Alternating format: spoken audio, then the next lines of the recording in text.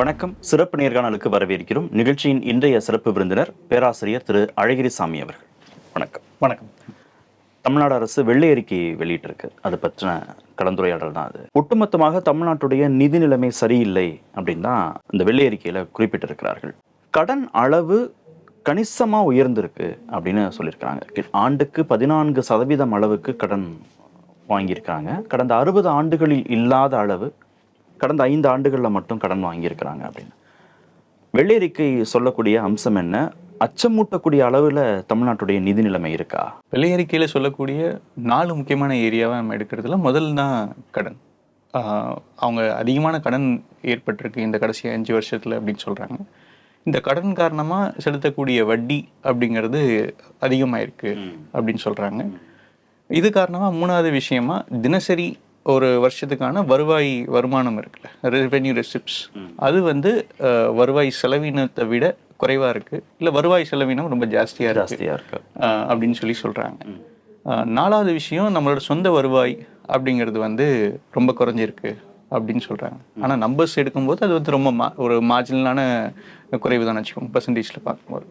So இந்த 4 தான் அவங்களோட முக்கியமான ஆர்கியூமெண்ட்ஸை அவங்க வைக்கிறாங்க. 5வது பப்ளிக் செக்டர் யூனிட்ஸில் ஏற்படக்கூடிய நட்டங்கள். இது ரொம்ப லாபகரமாக அதெல்லாம் செயல்படலை. ஆமாம், லாபகரமாக செயல்படலை, நட்டங்கள் அதிகமாகிட்டு இருக்கு இந்த கடைசி 5 வருஷத்தில். இதுதான் அவங்களோட 5 முக்கியமான ஆர்கியூமெண்ட்ஸாக அந்த குறிப்பிட்ட டாக்குமெண்ட்டில் வைக்கிறாங்க. முதல்ல நம்ம அந்த கடன் சார்ந்த விஷயத்தை எடுத்துக்கிட்டோம்னா, நம்ம அப்சல்யூட் நம்பர்ஸில் இதை பார்க்கணுமா இல்லைனா பர்சன்டேஜில் பார்க்கணுமா அப்படிங்கிற ஒரு எண்ணிக்கை இருக்குது.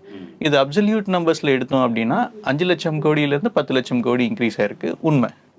ஆனால் இதை எவ்வளோ தூரம் நீங்கள் வருமானத்தில் 2021 இந்த ஸ்டேட் இருந்துச்சு, 2025-26 இந்த ஸ்டேட்டில் எவ்வளோ வருமானம் இருந்துச்சு, அதாவது இதோட உற்பத்தி, மொத்த உற்பத்தி அப்படிங்கிறது. இப்போ நான் உள்நாட்டு உற்பத்தியாக சொல்கிறேன், மொத்த மாநில உற்பத்தி.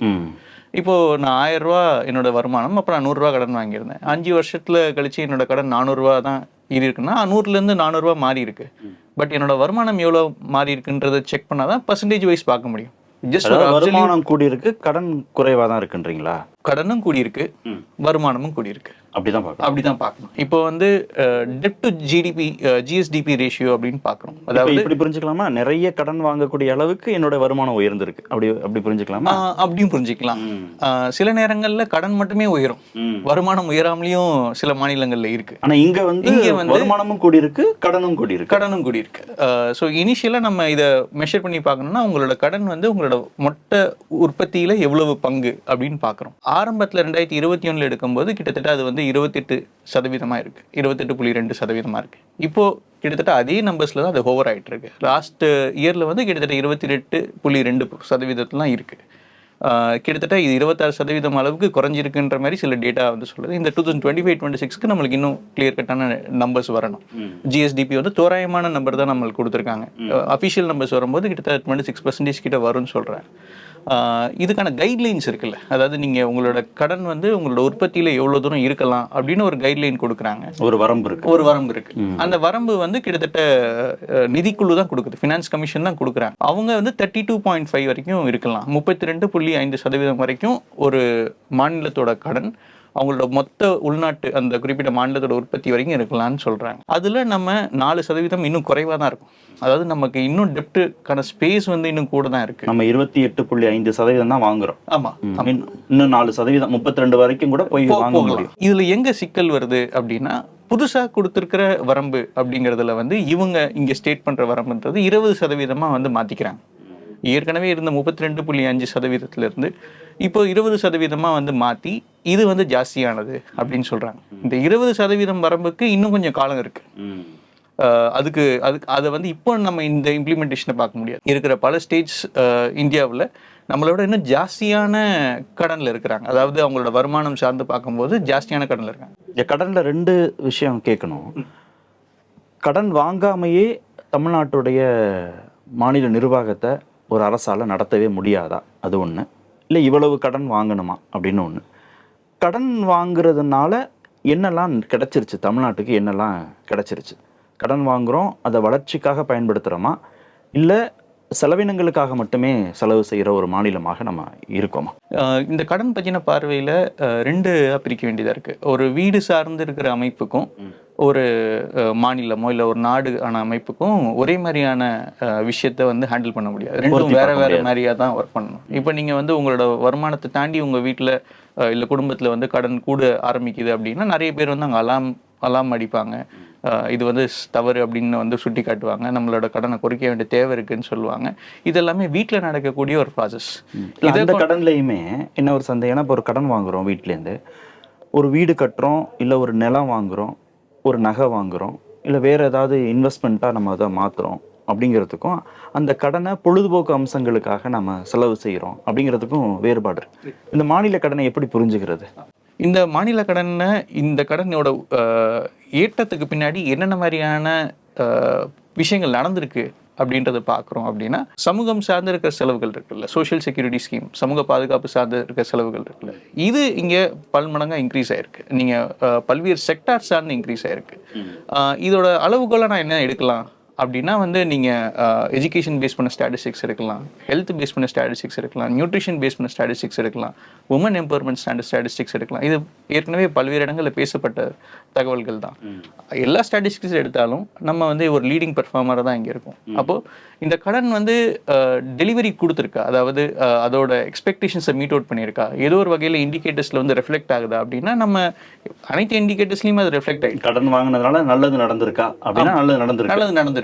அப்போ நம்ம வெறும் கடன் அப்சல்யூட்டா இன்க்ரீஸ் ஆயிருக்கு அப்படிங்கிற ஒரு பார்வையை மட்டுமே இங்க வைக்க முடியாது. அதான் அந்த வீடு சார்ந்து இருக்கிற ஒரு அப்ரோச்சை மட்டுமே இங்க வைக்க முடியாது. இந்த கடன்லாம் வாங்காம இந்த மாநிலம் இருந்தா என்ன இருந்திருக்கும்? 5 லட்சம் கோடி கடன்லயே நம்ம ரீட்டைன் பண்ணிட்டு இருக்கோம் அப்படின்னா உங்களுக்கு ஒரு ஃப்ரீ பஸ்க்கான ஸ்கீம்ஸ் இங்கே இம்ப்ளிமெண்ட் ஆயிருக்காது. எஜுகேஷன் சார்ந்து பல்வேறு காலேஜஸ் இங்கே டெவலப் பண்ணுறதோ இல்லை மெடிக்கல் காலேஜஸ் கொண்டு வரதோ இங்கே நடந்திருக்காது. சேலரிஸை வந்து எம்ப்ளாயீஸ்க்கு ஹைக் பண்ணி கொடுக்கறது இங்கே நடந்திருக்காது. பென்ஷன் இஷ்யூ பண்ணுறதுல இங்கே சிக்கல் இருந்திருக்கும். இதை தவிர்த்து உங்களோட சப்சிடைஸ்டான விலையில் எலக்ட்ரிசிட்டியோ இல்லை வாட்டரோ இல்லை வந்து வேறு சில அம்யூனிட்டிஸோ இங்கே கொடுக்கறது வந்து இங்கே இருந்திருக்கும். மாநிலத்தின் வளர்ச்சி மட்டுப்படுத்தப்பட்டிருக்கும். ஆமாம், அந்த சுமையெல்லாம் மக்கள் மேலே அது அதிகமாக போயிருந்திருக்கும். ஆமாம். நீங்கள் அதிகமான ப்ராப்பர்ட்டி டேக்ஸ் கட்டி அதை வந்து குறைக்கலாம், இல்லை அதிகமான பஸ் ஃபேரை கட்டி நீங்கள் அதை வந்து சரி செய்யலாம், பஸ் ஃபேரை உயர்த்திருக்கலாம். ஸோ இந்த மாதிரி பல்வேறு விஷயங்கள்ல நம்ம கடனை வந்து வாங்காமல் வந்து அதை பண்ணியிருந்திருக்கலாம். வெள்ளை அறிக்கையில் இன்னொரு அம்சம் சொன்னாங்க, குஜராத்தில் வந்து செலவினங்கள்லாம் கட்டுப்படுத்தி வளர்ந்துருக்குறாங்களே, மகாராஷ்டிரா அப்படி பண்ணியிருக்காங்களே, கர்நாடகா அப்படி பண்ணியிருக்கிறாங்களே அப்படின்லாம் சொல்கிறோம். இவங்களும் நம்மளை மாதிரி தானே, அந்த மாதிரி கடனே வாங்காமல் உள்நாட்டு உற்பத்தியவே பெருக்கி உள்ள மாநிலத்தின் வருவாயை பெருக்கி செஞ்சிருந்தா கடனே வாங்கியிருக்க வேண்டியது இல்லைன்னு தானே வெள்ளை அறிக்கையில் சொல்றாங்க. அப்படி செஞ்சிருக்க முடியுமா நம்ம? இதுதான் பொருளாதார சார்ந்த பார்வை வந்து மாறுபட ஆரம்பிக்குது. இந்த வெள்ளை அறிக்கையோட ஒரு குறிப்பிட்ட அம்சம் அப்படிங்கிறது அவங்களோட பார்வை இருக்குல்ல, அதாவது தமிழ்நாட்டில் வந்து ஒரு டெவலப்மெண்ட் மாடல் அப்படின்னு இருக்கிற மாடல்லேருந்து அவங்க ஒரு ஃபிஸ்கல் கிளியரன்ஸ் இல்லை ஒரு ஃபிஸ்கல் டிசிப்ளின், ஃபிஸ்கல் கன்சர்வேட்டிசம் நோக்கி நகர்றாங்க. இது இன்னொரு டைப் ஆஃப் மாடல்ஸும் நம்ம பார்க்குறோம். குஜராத் மாடல் நம்ம ஏற்கனவே பிரபலமாக கேள்விப்பட்ட மாடல் தான். அந்த மாடல் எப்படி இருக்கும் அப்படின்னா உங்களோட இண்டஸ்ட்ரீஸ் வளரும், பல்வேறு க்ரோத் நடக்கும், ஆனால் சோஷியல் இண்டிகேட்டர்ஸ் சார்ந்து இருக்கிற விஷயத்தில் வந்து அவங்க ரொம்ப பின்தங்கியிருப்பாங்க. உங்களோட குழந்தைங்களோட ஸ்டன்னிங் ரேட்டோ இல்லை அவங்களோட டிப்ரிவேஷன் ரேட்டோ இல்லை அண்டர் நரிஷ்மெண்ட்டோ அங்கே பெரிய சிக்கல்கள் அங்கே சஃபர் பண்ணுறாங்க. அதாவது ஒரு சில குறிப்பிட்ட 50-100 தனி நபர்கள் மட்டும் குஜராத் போன்ற மாநிலங்களில் வளர்ந்துருப்பாங்க, மகாராஷ்டிரா போன்ற மாநிலங்களில் வளர்ந்துருப்பாங்க. இங்கே தமிழ்நாடு போன்ற மாநிலங்கள் இருக்கிற மாதிரி ஒரு பெருந்திரளான கோடிக்கணக்கான லட்சக்கணக்கான மக்களுக்கு அந்த பயன் போய் சேர்ந்துருக்காது அப்படி சொல்ல வரீங்க? ஆமாம், இங்கே ரெண்டு விஷயம் தான். ஒன்று நம்ம வந்து வெல்ஃபேரை நோக்கி இங்கே கொண்டு போகிறோமா, இல்லைன்னா வந்து நம்ம வந்து ஒரு க்ரோத் சார்ந்து கொண்டு போகிறோமா. என்னோட அடிப்படையில் நான் பார்க்குற அளவுகோல் அப்படின்னா இங்கே பெரும்பான்மையான மக்கள் யார் வந்து ஒரு பெரிய அளவுக்கு வசதி இல்லாமல் இருக்கக்கூடிய பெரும்பான்மை மக்களுக்கு ஏதோ ஒரு முன்னேற்றம் நடக்குதுன்னா அது ஒரு சிறந்த பாலிசியாக என்னோட பார்வையிலேருந்து நான் பார்க்குறேன். ஸோ அந்த அடிப்படையில் பார்க்கும்போது இங்கே ஒரு டெவலப்மெண்ட் ஃபேஸ் அப்படிங்கிறது வந்து கடைசி ஒரு 20 வருஷங்களுக்கு மேலேயாவே இங்கே வந்து டெவலப்மெண்ட் ஃபேஸில் நம்ம வந்து நடந்துகிட்டு இருக்கு. ஸோ அதை வந்து நீங்கள் ஒரு குஜராத்தோ இல்லை கர்நாடகா இல்லை மகாராஷ்டிரா மாதிரியான மாடலோட கம்பேர் பண்ணுறதுங்கிறது வந்து நம்ம சேஞ்ச் ஆஃப் விஷன் எடுக்கிறோமா அப்படிங்கிற மாதிரி இந்த வெள்ளை அறிக்கை வருது. அப்படி தான் அவங்களோட விஷனை மாற்ற போகிறாங்களா? ஓகே, அந்த ஸ்விட்ச் ஓவர் நடக்குது அப்படின்னா ஓகே, நம்ம அது அப்படி ஒரு வளர்ச்சி நடக்கிறதுக்கான வாய்ப்பு இருக்கா, இன்டர்நேஷனல் எவிடன்ஸ் அப்படி இருக்கா அப்படின்னா பல்வேறு இடங்களில் அப்படி ஒரு எவிடன்ஸ் இல்லை. இப்போ என்ன சந்தேகம் வருதுன்னா, ஒருவேளை குஜராத் மாடல், மகாராஷ்டிரா மாடல், கர்நாடகா மாடல்னு ஒருவேளை இந்த தாவேக அரசு அப்படி ஒரு மாடலை முன்னுதாரணமாக எடுத்துக்கிட்டா நீங்கள் சொல்வதை வச்சு பார்க்கும்போது மானியங்களுக்கான நிதிகள் குறைக்கப்படலாம், சமூக நல திட்டங்களுக்கான நிதிகள் குறைக்கப்படலாம், புதிய வெல்ஃபேர் ஸ்கீம்ஸை கொண்டு வர்றதுல சுணக்கங்கள் ஏற்படலாம். அப்படி ஒரு நிலையை நோக்கி நகர்ந்தா தானே இப்படி பேலன்ஸ் பண்ண முடியும். ஆமாம் நம்ம ஏதோ ஒரு வகையில் வந்து இங்கே கடனை குறைக்கணும், நம்ம வந்து ஃபிஸ்கல் டெபிசிட்டை வந்து 3% கீழே வச்சிருக்கணும், இல்லை வந்து ரெவென்யூ ரிசிப்ட்ஸ் வந்து ரெவென்யூ எக்ஸ்பெண்டிச்சரை விட ஜாஸ்தி இருக்கணும், இப்படிலாம் நம்ம வந்து பேசும்போது அப்போது இதை கட்டுப்படுத்துறதுக்கு என்ன மெக்கானிசம் இருக்குது? இப்போது ஒரு வெள்ளை அறிக்கையில் என்ன பிரச்சனைன்னு நம்ம சொல்கிறோம், அந்த பிரச்சனைக்கான தீர்வும் அதில் சுட்டி காட்டப்படணும். ஒரு வெள்ளை அறிக்கைங்கிறது வந்து உங்களோட ப்ரெசன்ட் பாஸ்ட் இதோட கம்பைலேஷன் தான் நம்ம வந்து ஒரு வெள்ளை அறிக்கையாக பார்க்குறோம். ஏற்கனவே என்ன நடந்துச்சு, நாங்கள் இனிமேல் இந்த திசை நோக்கி நகர போகிறோம், நான் இந்த திசையை நோக்கி நகர போகிறோங்கிறது பட்ஜெட் வரும், இனிமே வரப்போகுது. இன்னைக்கு இதுக்கு முன்னாடி இந்த குறிப்பிட்ட காலகட்டத்தில் என்ன நடந்துச்சுங்கிறது ஒரு வெள்ளை அறிக்கை சொல்லுவோம். அந்த வெள்ளை அறிக்கை சொல்லும் போது என்ன சொல்லுவாங்க அப்படின்னா, இதை மிட்டிகேட் பண்ணுறதுக்கு இந்த மாதிரியான சில ஷார்ட் டேர்ம் சொல்யூஷன்ஸ் வச்சுருக்கோம், ஒரு மிட் டேர்ம் சொல்யூஷன் வச்சுருக்கோம், ஒரு லாங் டேர்ம் சொல்யூஷன் வச்சுருக்கோம் அப்படிங்கிறது இருக்கும். இப்போ இந்த குறிப்பிட்ட வெள்ளை அறிக்கையில இந்த பிரச்சனைகள்லாம் இருக்கு. இது வந்து ஒரு ஃபிஸ்கல் லென்ஸ்லேருந்து பார்க்கும்போது, ஒரு கணக்காளர் அக்கௌண்ட்ஸ்லேருந்து லென்ஸ்லேருந்து பார்க்கும்போது இதெல்லாம் பிரச்சனைன்னு நம்மளுக்கு தெரியுது. இதுக்கான தீர்வு என்ன? ஒரு ஷார்ட் டேர்ம்ல என்ன தீர்வு, மிட் டேர்ம்ல என்ன தீர்வு, லாங் டேர்ம்ல என்ன தீர்வுன்றது இந்த வெள்ளை அறிக்கை சொல்லலை. ஒருவேளை பட்ஜெட்ல அவங்க ஓகே வெயிட் பண்ணி சொல்லலான் இருக்காங்களான்றது எனக்கு தெரியல. பட் இதுல ஒரு சின்ன முனைப்பாது இதுல இருந்துருந்துச்சுன்னா நம்ம இதை நோக்கி அவங்க நகர்றாங்கன்னு சொல்லியிருக்கலாம். அதனால இப்போ அவங்க பேசினதெல்லாம் இந்த குறிப்பிட்ட மாநிலங்கள் இண்டஸ்ட்ரியில வளர்ந்துருக்கு, அவங்கள நம்ம வந்து ஒரு முன்மாதிரியா பார்க்கணும் அப்படிங்கிற ஒரு டோன்ல இருந்து இந்த குறிப்பிட்ட ரைட் அப் இருக்கு. அவங்கள நோக்கி நம்ம நகரும் போது என்னென்ன மாதிரியான செட்பேக்ஸ் ஏற்படுங்கிறதையும் அவங்க கவனிக்க வேண்டிய தேவை இருக்கு. நம்ம எத்தனை வருடங்கள் வளர்ச்சியில பின்தங்க போறோங்கிறதையும் உள்ளடக்கியதாக. ஆமா, ஏன்னா அந்த குறிப்பிட்ட மாநிலங்கள்ல ஒரு ஃபினாமினன், ஒரு இண்டிகேட்டர் எடுக்கணும் அப்படின்னா மாவட்ட லெவலில் இப்போ நம்ம பேசுறது மாநிலங்கள் சார்ந்து இருக்கிற உற்பத்தி, மாவட்ட லெவல் உற்பத்தி எடுத்து பார்த்தோம் அப்படின்னா நீங்கள் கர்நாடகாவில் பெங்களூரோட எக்ஸ்பேன்ஷன் இந்த குறிப்பிட்ட இடம் மட்டுமே 40-50% உற்பத்தியை, மொத்த கர்நாடகாவோட உற்பத்தியை வந்து கொண்டு வருது. ஒரு சில மாவட்டங்கள் மட்டும், பெங்களூரோட மாவட்டம் மட்டுமே 40% மேலே வந்து உற்பத்தியை கொண்டு வருது. பெங்களூர் மட்டும். நீங்க தமிழ்நாட்டில் நம்ம மாநில உற்பத்தியோட கான்ட்ரிபியூஷன்ல நீங்க குஜராத்ல எடுத்தீங்கன்னாலும் சூரத், அகமதாபாத், பரோடா இந்த குறிப்பிட்ட விஷயங்கள் மட்டுமே கிட்டத்தட்ட பாதிக்கு மேற்பட்ட மாநில உற்பத்தியில 50% மேல இவங்களே வந்துடுறாங்க. அப்ப பெங்களூர் மட்டும் இப்படி இருக்கும், மற்ற மாவட்டங்கள்லாம் இப்படி இருக்கும். ஆமா, நீங்க வட கர்நாடகாவுக்கு போனீங்கன்னா, ஹம்பிக்கு போனீங்கனாலோ, உத்தர் கர்நாடகாவுக்கு ஹம்பியை தாண்டி இன்னும் மேல போனீங்கனாலோ, இல்ல பெல்காம் போனீங்கனாலோ, இல்ல பெங்களூரை தாண்டி இருக்கிற மற்ற கொங்கன் ரீஜனுக்கு போனீங்கனாலோ பெங்களூர்ல இருக்கிற வளர்ச்சி நீங்க பார்க்க முடியாது. பெங்களூர்ல இருக்கிற டிரான்ஸ்போர்ட் சிஸ்டம் நீங்க அங்க பார்க்க முடியாது.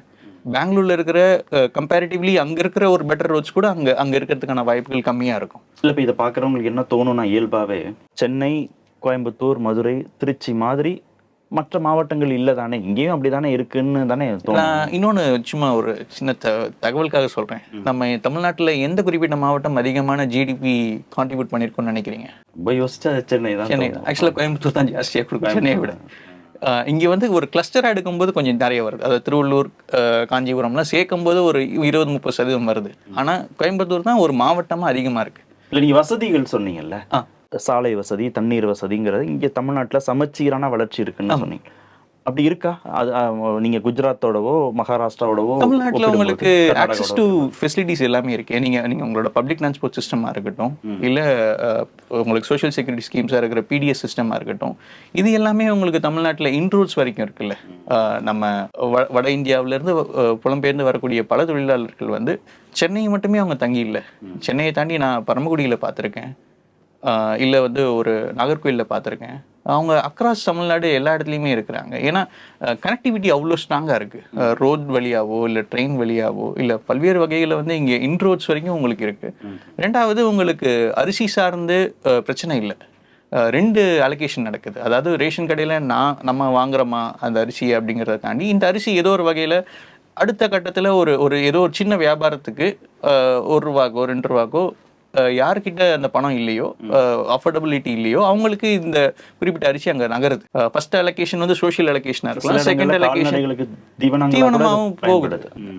ஏதோ ஒரு வகையில் வந்து இங்கே இருக்கிற வருமானம் குன்றிய மக்களுக்கு இந்த இந்த ஸ்கீம்ஸ் வந்து அஃபோர்டபிலிட்டி வீணா போகல. அப்போ இந்த ஸ்கீம்ஸ் ஏதோ ஒரு வகையில் புலம்பெயர் தொழிலாளருக்கு ஒரு அவங்களுக்கு மினிமம் தேவைக்கான ஃபுட்டோட எசென்ஷியல்ஸை வந்து இது மீட் அவுட் பண்ணுது. ஸோ இந்த ஸ்கீம்ஸ் எல்லாமே தான் வந்து அவங்களை அட்ராக்ட் பண்ணி இங்கே கொண்டு வருது. வெள்ளை அறிக்கையில் கேரளாவையும் விமர்சனம் பண்ணியிருந்தாங்க. கேரளா இடதுசாரிகள் மாடல் சிறந்த மாடல் அப்படின்னு அவங்க கிளைம் பண்ணுவாங்க. தமிழ்நாட்டில் திராவிட மாடல் அப்படின்னு அவங்க கிளைம் பண்ணுறாங்க. ஆனால் தமிழ்நாட்டில் பொறுப்பேற்றக்கூடிய தாவேக அரசு இடதுசாரி கட்சிகளோட கூட்டணியில் வச்சுருந்தாலும் அவங்க கேரளா மாடலையோ திராவிட மாடலையோ முன்மாதிரியை எடுத்துக்காம அவங்க குஜராத், மகாராஷ்டிரா போன்ற கார்ப்பரேட்டுகள் அதிகமாக இருக்கக்கூடிய நிறுவனமயமாக்கல் அதிகமாக இருக்கக்கூடிய மாநிலங்களை தானே உதாரணமாக எடுத்திருக்கிறாங்க. அந்த ப்ரொடக்ஷன் சார்ந்த வளர்ச்சி தமிழ்நாட்டில் குறைவுன்னு இவங்க நினைக்கிறாங்களா? ஆமாம், நீங்கள் நியோ லிபரல் பாலிசியை நோக்கி இவங்க ஸ்விட்ச் பண்ணிகிட்டு இருக்காங்க. நிறைய இந்த மாதிரியான இண்டஸ்ட்ரியலான இருக்கிற மாநிலங்களில் குறிப்பிடுறது வழியாக நம்ம வந்து ஒரு நியோ லிபரல் அப்ரோச் எடுக்க போகிறோம். அந்த அப்ரோச் தான் இங்கே இந்த மாதிரியான வெல்ஃபேர் முடிஞ்சதுக்கப்புறம் அவங்க வந்து அதை நோக்கி நகர்வாங்க. ஏன்னா பீப்புள் வந்து ஒரு கட்டத்தில் சேச்சுரேட் ஆகி okay we are very blessed with வெல்ஃபேர்னு சொல்லும்போது யார் வந்து ஒரு புதிய மாற்றத்தை கொண்டு வராங்கன்னா நியோ லிபரல்ஸ் தான் கொண்டு வர மாதிரி இருக்கும். அதோட எஃபெக்ட் அவங்க லாங் டேர்மில் ஃபீல் பண்ணதுக்கப்புறம் தான் ஓகே நம்ம தப்பான இடத்துக்கு நோக்கி நகர்ந்துட்டோம் அப்படிங்கிறது நடக்கலாம். உதாரணத்துக்கு 2 பேர் சொல்லலாம். யூகேயில் வந்து நீங்கள் தாச்சருக்கு முன்னாடி இருந்த பொருளாதார அதோட சுழற்சிக்கும் மார்கரெட் தாச்சர் வந்ததுக்கப்புறம் இருக்கிற சுழற்சிக்கும் பெரிய மாற்றம் இருக்கும். யூஎஸில் ரீகனுக்கு முன்னாடி இருக்கிற காலகட்டத்துக்கும் ரொனால்ட் ரீகன் வந்ததுக்கு அப்புறம் இருக்கிற காலகட்டத்துக்கும் பெரிய மாற்றம் இருக்கு. ஒரே ஒரு சின்ன உதாரணம் தாச்சரோட அரசாங்கத்தில் சொல்லணும்னா வாட்டர் சப்ளை அப்படிங்கிறது அரசாங்கம் முன்னாடி பண்ணிட்டு இருந்தது லண்டனில். அது வந்து ரொம்ப மோசமாக இருக்குது, சரியாக இல்லைன்னு சொல்லிட்டு அவங்க வந்து தேம்ஸ் வாட்டர் லிமிடெட் அப்படின்னு ஒரு கம்பெனிக்கு வந்து கொடுத்தாங்க. அந்த கம்பெனி வந்து இனிஷியலாக நல்ல லாபம் ஈட்டுச்சு, வாட்டரோட விலையெல்லாம் ஏற்றுச்சு. ஒரு கட்டத்துக்கு அப்புறம் அது பெரிய கடன் வாங்கி அதை வந்து நடத்த முடியாமல் அரசாங்கம் மொத்த கடனையும் அதை தள்ளுபடி பண்ணி அதை வந்து அந்த நிறுவனத்தை திரும்பி வாங்குச்சு. தனியார் நிறுவனத்தை. இதே தான் யூஎஸ்லேயும் உங்களுக்கு 2008 கிரைசிஸ் வரும்போது திருப்பி அரசாங்கம் வந்து ஒரு $7 trillion பிரிண்ட் பண்ணி பெரும் நிறுவனங்களை வாங்கி அதை காப்பாத்துச்சு. ஸோ ஒரு நியோ லிபரலிசம்ல போன 2 முக்கியமான நாடுகள் யூகேவோ யூஎஸ்ஓ அவங்க திருப்பி வந்து அரசாங்கத்தால தான் வந்து பெயில் அவுட் பண்ண வேண்டிய தேவை இங்கே. ஆனால் உதாரணமாக பேசுகிறவங்க என்ன சொல்லுவாங்கன்னா மேற்கோள் காட்டும்போது குஜராத்தோ மகாராஷ்டிராவோ கர்நாடகாவோ இல்லை நீங்கள் சொன்ன யூகே யூஎஸ்ஓ நிறைய தொழில் நிறுவனங்கள் வரும்போது நிறைய தொழிலதிபர்கள் வரும்போது தொழில் பெருகும், வேலை வாய்ப்புகள் அதிகமாகும், பண சுழற்சி இருக்கும், எல்லோருக்கும் வேலை கிடைக்கும், அதன் மூலமாக ஒரு சமச்சீரான வளர்ச்சி சாத்தியப்படும் தானே பேசுறாங்க. அப்படி இல்லை, அப்படி பேசப்படும். அது அட்ராக்டிவா இருக்கிற மாதிரி தான் நம்மளுக்கு தோணும். ரியாலிட்டியில உங்களோட அரசாங்கமே எல்லாம் செய்யணுமா அப்படின்னு தான் கேட்குறாங்க. ஆமா, ரியாலிட்டியில் நம்மளோட மருத்துவத்தை நம்மளே பார்த்துக்க முடியுமா, நம்மளோட கல்வியை நம்மளே பார்த்துக்க முடியுமா, நம்மளோட தேவைகளை நம்மளே பூர்த்தி பண்ணிக்க முடியுமா அப்படின்னா நம்ம செழிப்பாக இருக்கிற காலகட்டம்னு ஒன்று இருக்கும். நீங்கள் என்னதான் பண்ணாலும் திடீர்னு ஒரு நாள் வந்து ஒரு மருத்துவ செலவு போதும் மொத்த குடும்பத்தையும் ஒரு டெப்ட் ட்ராப்குள்ளே கொண்டு போகிறதுக்கு. ஒரு குறிப்பிட்ட நபரோட இழப்பு போதும் மொத்த குடும்பத்தை வந்து ஒரு டெப்ட் ட்ராப்குள்ளே கொண்டு போகிறதுக்கு. ஸோ ஒரு நம்ம செழிப்பாக வசதியாக வாழ்ந்த காலகட்டத்தில் வச்சு நம்ம எப்போவுமே எவால்வேட் பண்ணிக்கிட்டே இருக்கோம். இங்கே பெரும்பான்மையான மக்கள் வந்து அந்த வசதியான செழிப்பான ஒரு குறிப்பிட்ட ஃபேமிலி சிச்சுவேஷனில் இங்கே இல்லை. கம்பேரிட்டிவாக முன்னாடி விட பெட்டராக இருக்கிறாங்கன்னு சொல்லலாம். இன்னைக்கு ஒரு மாதம் சம்பளம் அவங்களுக்கு போகலைன்னா கூட டெப்ட் ட்ராப்பில் விழக்கூடிய குடும்பங்கள் அவ்வளோ இருக்குது. அப்போது அவங்களையும் நம்ம கவனித்து தான் இங்கே பார்க்க வேண்டியதாக இருக்குது. அவங்க தான் இங்கே பெரும்பான்மையான மக்களாக இருக்காங்க. இல்லை ஒரு 50 பேர் 100 பேர் தான் குஜராத்தில் வளர்ந்துருக்குறாங்க, ஒரு சில மாவட்டங்கள் மட்டும்தான் வளர்ந்துருக்கு அப்படின்னு நீங்கள் சொன்னீங்கல்ல. அந்த 50 தொழிலதிபர்கள் 100 தொழிலதிபர்கள் நேரடி வேலைவாய்ப்பு மறைமுக வேலைவாய்ப்புன்னு ஒரு ஆயிரக்கணக்கான பேருக்கோ லட்சக்கணக்கான பேருக்கோ வேலைவாய்ப்பு கொடுத்து அவங்க வாழ்க்கையை முன்னேற்றலையா? அப்போ நடக்கல, அப்படி எவிடன்ஸ் நடக்கலை. நம்ம அப்படி தான் ட்ரை பண்ணோம். நீங்கள் லைசன்ஸ் ராஜ் இந்தியாவில் இருக்கிற காலகட்டமாக இருக்கலாம், தனியார் நிறுவனங்கள் வந்து இது எல்லாத்தையும் பண்ணுவாங்கன்னு நினச்சதா இருக்கலாம், ப்ரைவேட் எல்பிஜி வந்ததுக்கப்புறம் இருக்கிற சூழ்நிலைகளையும் இருக்கலாம். நம்ம கார்பரேட் டேக்ஸை வந்து சமீபத்திலே ஆண்டுகளில் ஒரு 4-5 வருஷத்தில் வந்து வெகுவாக வந்து கட் பண்ணியிருக்கோம். அதனால எவ்வளோ ஜாப்ஸ் வளர்ந்துருச்சு. போஸ்ட் கோவிடில் வந்து ஜாப்லெஸ் க்ரோத்துங்கிறது அவ்வளோ ஜாஸ்தியாக இருக்குது. அதாவது வளர்ச்சி இருக்குது. ஒவ்வொரு ஆண்டும் நம்ம வந்து 7% வளர்றோம், 8% வளர்றோம். அந்த நம்பர்ஸ் எல்லாம் இருக்குது. எவ்வளோ பேருக்கு வேலை வாய்ப்பு கிடைச்சிருக்கு, எவ்வளோ இளைஞர்கள் வந்து வேலையற்று இருக்காங்க. டேட்டா எடுத்து பார்த்தோன்னா கிட்டத்தட்ட 20% மேற்பட்ட இளைஞர்கள் வந்து எலிஜிபிள் டு ஒர்க்ன்னு இருக்கிற சூழ்நிலையில் அவங்க வேலை இல்லாமல் இருக்கிறாங்க. பல மாநிலங்களில் இப்போ யார் வளர்றா? சில நிறுவனங்கள் தான் வளரும். யார் வந்து அந்த நிறுவனத்தோட ஓனர்ஸாக இருக்காங்களோ அவங்களுக்கு தான் வளருவாங்க. க்ரோத் வந்து கான்சன்ட்ரேட்டட் தான் இருக்கும். இது நம்ம வந்து அக்ராஸ் எல்லா நாடுகளையும் நம்ம இதை பார்த்த கதை தான். ஆனால் அந்த கதை கேட்கும்போது ஒரு சுவாரஸ்யம் இருக்கும். அது அது வந்து உங்களை லைக்க வைக்கிற கதையாக இருக்கும். அதனால தான் நியூ லிபரலிசம் ஜெயிக்குது.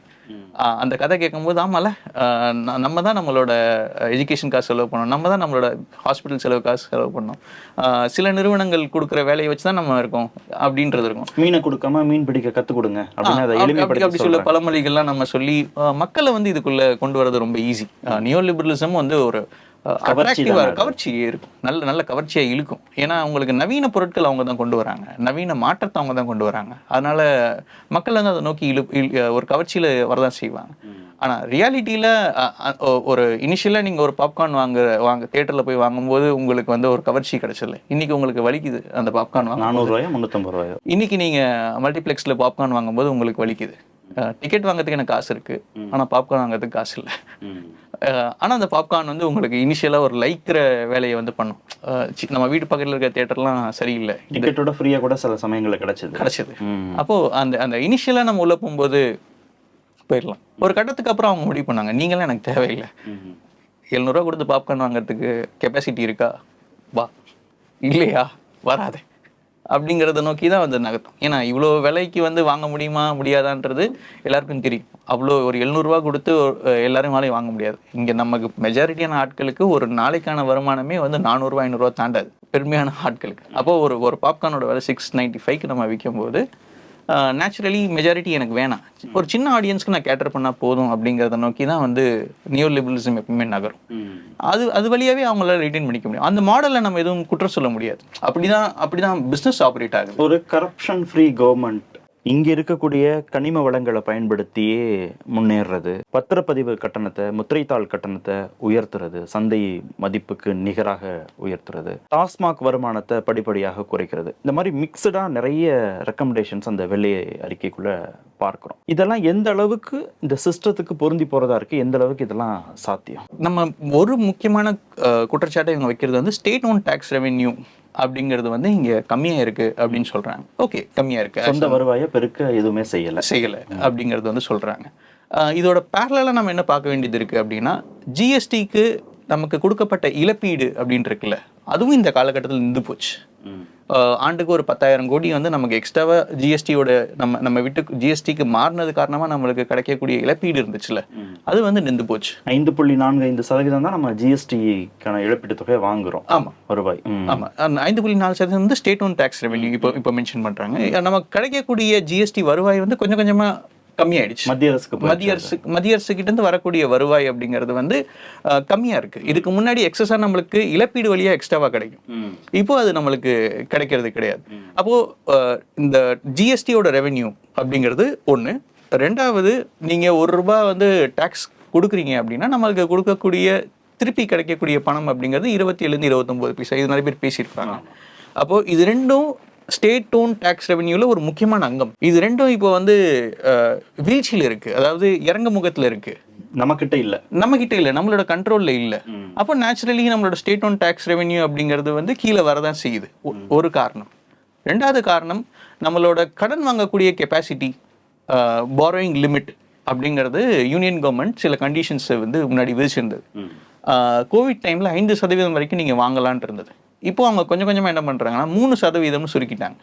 ஒரு எக்ஸ்ட்ரா 0.5% வந்து உங்களோட மொத்த உற்பத்தியில் நீங்கள் கடன் வாங்கிக்கலாம். அதுக்கான ஸ்பேஸ் வர்றதுக்கு நீங்கள் சில ஸ்கீம்ஸை வந்து ஏற்றுக்கணும்னு சொல்கிறாங்க. ஒன் நேஷன் ஒன் ரேஷன் கார்டாக இருக்கலாம், இல்லை அவங்க கொடுக்கக்கூடிய இபி சார்ந்த சில ரிஃபார்ம்ஸாக இருக்கலாம். இது எல்லாமே நீங்கள் ஏற்றுக்கிட்டிங்கன்னா நீங்கள் கடன் வாங்கிறதுக்கான ஸ்பேஸ் உங்களுக்கு ஓப்பன் ஆகும். உங்களோட பிரின்சிபல்ஸ் இங்கே முக்கியமாக, இல்லை கடன் வாங்கிறதுக்காக சில பாலிசிஸை ஏற்றுக்கலாமா அப்படிங்கிற ஒரு ட்ரேட் ஆஃப் வந்து இங்கே நடந்துகிட்டு இருக்கு. ஸோ இதெல்லாமே உங்களோட ஸ்டேட் ஓன் டாக்ஸ் ரெவென்யூக்கு வராமல் இருக்கிறதுக்கான காரணம். ஸோ நம்ம ரெவென்யூ கம்மியாச்சு, உரிமை முக்கியமா பணம் முக்கியமா அப்படி வந்துருச்சா? அப்படி வந்துருச்சு. ஸோ உரிமை முக்கியமா பணம் முக்கியமான்றது அந்த அரசாங்கம் தான் தீர்மானிக்கணும். ஸோ உரிமை முக்கியம்னு நினைக்கிற சில அரசாங்கங்கள் வந்து இந்த குறிப்பிட்ட வருமான இழப்பை வந்து கொஞ்சம் சந்திச்சிருப்பாங்க. இது சாப்பாடு முக்கியமா தண்ணி முக்கியமாங்கிற இடத்துக்கு தானே ரெண்டுமே நமக்கு முக்கியம். உரிமையும் முக்கியம், பணமும் முக்கியம். நம்ம இதுல எதை காம்ப்ரமைஸ் பண்ணாலும் நம்ம பின்தங்கிடுவோமே. ஆமா ஆமா, அப்படி ஒரு ட்ரேட் ஆஃப்ல தான் நம்ம இருக்கோம். ஸோ இதுல எவ்வளவு தூரம் நம்மளால எக்ஸ்ட்ரா ரெவென்யூ ஜென்ரேட் பண்ண முடியும் அப்படிங்கிறது இருக்குல்ல. எல்லா சைட்லையுமே நம்ம மேக்ஸிமம் எவ்வளோ எக்ஸ்ட்ராக்ட் பண்ண முடியுமோ எக்ஸ்ட்ராக்ட் பண்ணிட்டோம். நான் பேசின பல ஆஃபீஸர்ஸ் வந்து ப்ரீவியஸ் டேர்மில் நிறைய டார்கெட்ஸ் அவங்களுக்கு கொடுக்கப்பட்டுச்சு. ஆக்சுவலாக அவங்களுக்கு அது பேர்டனாக இருந்துச்சு. இன்னும் இவ்வளோ டேக்ஸ் அவங்க கலெக்ட் பண்ணணுன்ற ஒரு டார்கெட்ஸ்லாம் அவங்களுக்கு இருந்துச்சு. ஸோ டேக்ஸ் கலெக்ஷனுக்கே வந்து இவ்வளோ டார்கெட் ஃபிக்ஸ் பண்ணி தான் ரெவென்யூ மாடல் ஒர்க் பண்ணாங்க. பட் அது வந்து உங்களுக்கு மெஜாரிட்டியான ரெவென்யூவாக ஜென்ரேட் பண்ணுறதுக்கு வந்து அது மட்டுமே போதாதில்ல. உங்களோட பெரிய ஷேர் வந்து உங்களுக்கு சென்ட்ரல்லேருந்து வரக்கூடிய உங்களுக்கு டெவல்யூஷனும் உங்களுக்கு ஜிஎஸ்டி வழியாக கிடைக்கக்கூடிய பணமும் தான் இதுக்கு முன்னாடி இருந்துச்சு. ஸோ அந்த பணத்தில் நம்ம வந்து பெருசாக இங்கே எந்த விதமான மாற்றமும் பண்ண முடியாமல் மற்ற விஷயங்களில் நான் வந்து பண்ண முடியும் அப்படின்னா, பால் கொள்முதல் விலையை உயர்த்துறதன் மூலமாகவோ, போக்குவரத்து கட்டணத்தை உயர்த்துவதன் மூலமாகவோ, சாலை வரியை உயர்த்துறது மூலமாகவோ அப்படிலாம் பண்ணா கூட ஒன்றும் நமக்கு பெருசா வருமானம் வந்துடாதுங்களா? ஒரு மீகர் அமௌண்ட் தான் வரும். நீங்க இல்லைன்னா ரொம்ப ரொம்ப அதிகமான அளவுக்கு நீங்க அதை உயர்த்தணும். அப்ப சாமானிய மக்கள் பாதிக்கப்படுவாங்க. பீப்புளை பிஞ்ச் பண்ற அளவுக்கு நம்ம அந்த குறிப்பிட்ட மாற்றம் நிகழ்ந்தாதான் வந்து இங்க வருவாயை வந்து சமாளிக்க முடியும். அப்படி இல்லைன்னா வந்து அதை சமாளிக்கிறது எதிர்பார்க்குற அளவுக்கு, அதாவது நம்ம கிளீன் ஸ்லேட் வேணும். நம்மளோட வருவாயும் வருமான செலவீனமும் வந்து சமமாக இருக்கணும். ரெவென்யூ ரெசிப்ட்ஸும் ரெவென்யூ எக்ஸ்பெண்டிச்சரும் கரெக்டாக இருக்கணும். இந்த மாதிரிலாம் கேப் இருக்கக்கூடாதுன்னு அவங்க சொல்கிறாங்கன்னா, வெள்ளையறிக்கையில் இன்னொரு விஷயம் கூட்டிட்டு காமிச்சது லீக்கேஜஸ் நிறைய இருக்குன்னே சொல்கிறாங்கல்ல. 53 ரூபா நஷ்டம் வருது ஒரு கிலோமீட்டர் பஸ் ஓடுறதுக்குன்றாங்க. 100 ரூபா வருமானம் வருது, 145 ரூபா நமக்கு வந்து செலவாகுது. நிறைய இடங்களில் லீக்கேஜஸ் இருக்குன்றாங்க. அப்படி லீக்கேஜஸ் இருக்காங்க. லீக்கேஜஸ் அப்படிங்கிறது சில விஷயங்களை மென்ஷன் பண்ணுறாங்க. ஆனால் லீக்கேஜஸை எப்படி இவங்க அக்கௌண்ட் பண்ணுறாங்கன்றது தான் இங்கே பிரச்சனையாக இருக்குது. அதாவது ரெவென்யூ ரிசிப்ட்ஸில் வரல, ஸ்டேட் ஓன் டேக்ஸ் ரெவென்யூ வரல அப்படிங்கிறது தான் இவங்க லீக்கேஜ்னு சொல்கிறாங்க. அதாவது அதில் கம்மியாக இருக்குது அப்படின்னு சொல்கிறாங்க. செலவீனங்களில் ஊதாரித்தனமாக செலவு பண்ணியிருக்காங்க, இல்லை வந்து இதுக்கெல்லாம் செலவு பண்ணவே தேவையில்லை, அதுக்கெல்லாம் செலவீனம் பண்ணிட்டாங்க அப்படின்னு சொன்னால் நம்ம லீக்கேஜ்னு சொல்லலாம். ஏன்னா அது வழியாக பென்ஷன் இன்ட்ரெஸ்ட் 3க்கும் 64% செலவு பண்ணிடுறாங்க. மற்ற சில விஷயங்கள் எடுத்தீங்கன்னா 87% வரைக்கும் உங்களோட ரெவென்யூ ரெசிப்ட்ஸ் வந்து ஃபுல் ஆயிடுது. வெறும் 13% மட்டும்தான் நீங்க எக்ஸ்ட்ராவா செலவு பண்றதுக்கான கெப்பாசிட்டியே இருக்கு. அதுவும் இந்த வெள்ளை அறிக்கையில் தான் சொல்லியிருக்காங்க. ஸோ கிட்டத்தட்ட 87% வந்து ஃப்ரீஸ்டு. நீங்க எதுவுமே அதை பண்ண முடியாது. வந்த 100 ரூபாய் 87 ரூபாய் காலி. அது வந்து ஏற்கனவே புதுசா பொறுப்பேற்றுக்கிற அரசு இதுல ஏதாவது குறைச்சிக்க முடியுமா?